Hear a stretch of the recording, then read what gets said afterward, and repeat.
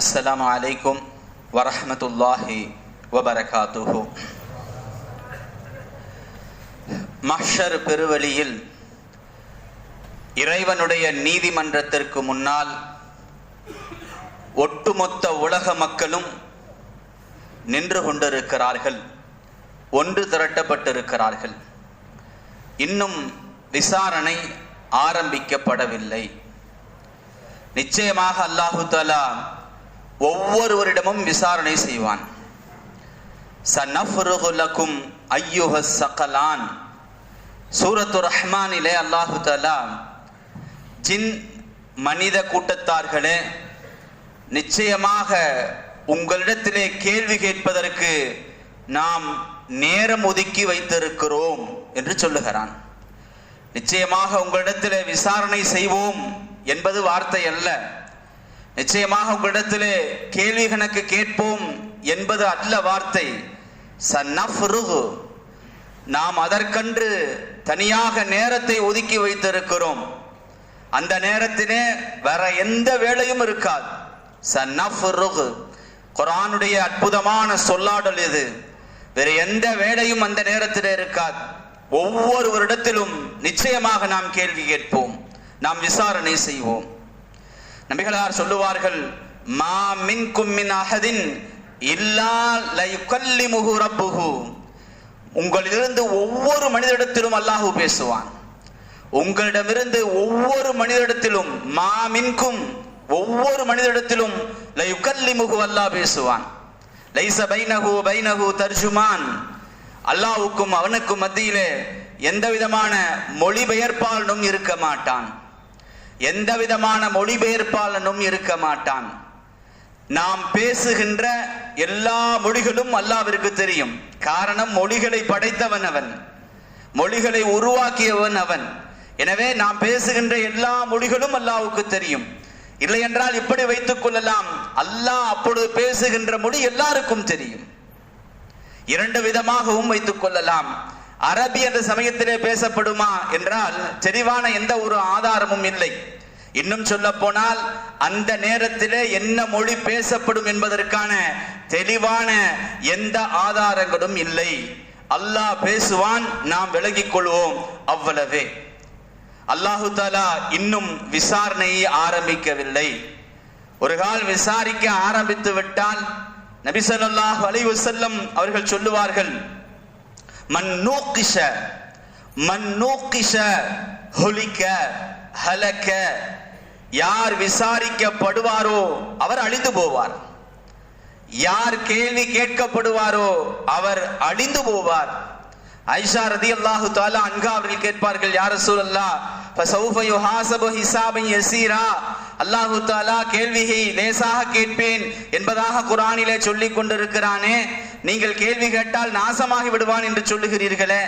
நபி ஸல்லல்லாஹு அலைஹி வஸல்லம் அவர்கள் சொல்லுவார்கள், தாலிகல் அர்த், அது மேலோட்டமாக பார்த்து விட்டு விடுவதாகும்.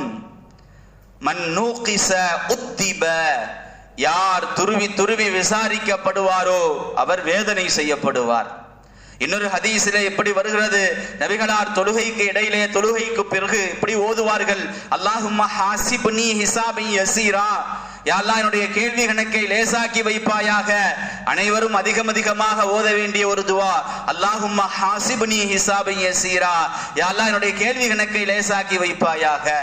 ஆயிஷா ரலியல்லாஹு தஆலா அன்ஹா அவர்கள் கேட்டார்கள், மல் ஹிசாபுல் யஸீர், லேசான கேள்வி கணக்கு என்றால் என்ன யா ரசூலல்லாஹ்? நபிகளார் பதில் சொன்னார்கள், நம்முடைய செயல் ஏடுகளை பார்த்து அப்படியே அல்லாஹு தஆலா மன்னித்து விடுவதாகும். பழச்சு போ அப்படின்னு சொல்றோமா இல்லையா? எதையும் கண்டுகொள்ளாமல் அப்படியே விட்டு விடுவது இருக்கிறது இல்லையா? அப்படி அல்லாஹு தஆலா நம்முடைய செயல் ஏடுகளை பார்த்து விட்டு விட்டு மன்னிப்பதற்கு பெயர்தான் லேசான கேள்வி. அல்லாஹ் கேள்வி கேட்க ஆரம்பித்து விட்டால் ஒரு கேள்விக்கு கூட நம்மிடத்திலே சரியான பதில் இருக்காது. நமக்கு விவரம் தெரிந்து எத்தனை தொழுகைகளை விட்டு இருக்கிறோம். ஒரே ஒரு தொழுகைக்கான காரணத்தை அல்லாஹ்விடத்திலே உருப்படியாக சொல்லிவிட முடியுமா? நான் வியாபாரத்தின் காரணமாக தொழுகையை விட்டேன். அப்துர் ரஹ்மான் இப்னு அவுஃப் என்ற சஹாபியை விட நீங்கள் பெரிய வியாபாரியோ? நான் என்னுடைய அரச பரம்பரைக்காக, அரச பதவிக்காக, இதே போன்று பெரும் பெரும் பதவிகளில் இருந்ததற்காக நான் என்னுடைய தொழுகைகளை விட்டேன். சுலைமான் அலைஹிஸ்ஸலாம் அவர்களை விடவும் பெரிய பதவி உங்களிடத்திலே இருந்து விட்டதோ? எத்தனை கேள்விகளுக்கு அல்லாஹ்விடத்திலே பதில் சொல்லிவிட முடியும்? ஒரே ஒரு கேள்வி, இந்த தொழுகையை இந்த நேரத்திலே ஏன் விட்டாய்? கண்ணியத்திற்குரியவர்களே, இப்படி ஒவ்வொரு கேள்வியாக அல்லாஹு தஆலா இன்ன ஸமஅ வல் பஸர வல் ஃபுஆத குல்லு தாலிக கான ஸய்யுஹு மஸ்ஊலா குல்லு தாலிக அன்ஹு மஸ்ஊலா, நம்முடைய பார்வை, நம்முடைய செவி, நம்முடைய இதயம், இது அனைத்தும் கேட்கப்படும். அல்லாஹ் குர்ஆனிலே சொல்லுகிறான். இவைகள் இருக்கட்டும், நம்முடைய ஒரு முடிக்கு அல்லாஹ்விடத்திலே பதில் சொல்ல முடியுமா? இந்த முடிக்கு நீங்கள் நன்றி செலுத்தினீர்களா, இதற்கான கடமையை நிறைவேற்றினீர்களா என்று அல்லாஹ் கேட்டால் என்ன பதில் சொல்ல முடியும்? அதற்கு பிறகு அல்லவா இருக்கிறது மற்ற உறுப்புகள், உள்ளுறுப்புகள், வெளி உறுப்புகள், அதனுடைய நன்மைகள். கண்ணியத்திற்குரியவர்களே, ஒரு கேள்விக்கு கூட அல்லாஹ்விடத்திலே பதில் சொல்லிவிட முடியாது. எனவே அல்லாஹு தஆலா கேட்க ஆரம்பித்து விட்டாலே அவன் நாசமாகி விடுவான். இன்னும் விசாரணை ஆரம்பிக்கப்படவில்லை.